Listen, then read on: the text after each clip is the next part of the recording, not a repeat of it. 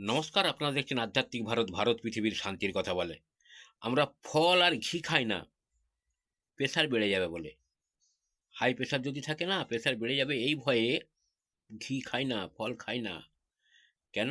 না, প্রেশার বেড়ে গেলে শরীরের ভোগান্তি হবে, আর্থিক দিক থেকে ভোগান্তি হবে, তাই খাই না, সঙ্গে সঙ্গে রেজাল্ট পাওয়া যায় বলে।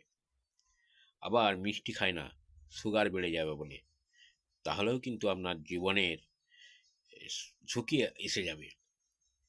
কিন্তু পাপ কাজ করলে এর ফল ভোগ করতে হবে মৃত্যুর পরে কিংবা জীবিত অবস্থাতেই, এই ভয়টা আমাদের মধ্যে আছে। তবু কিন্তু আমরা পাপ কাজ থেকে বিরত থাকি না। কেননা পাপের ফল দেরিতে হয় বলে, সঙ্গে সঙ্গে হয় না। ওই সুগার আর প্রেশার বেড়ে যাওয়ার মতো সঙ্গে সঙ্গে হয় না বলে পাপ কাজ থেকে আমরা বিরত থাকি না।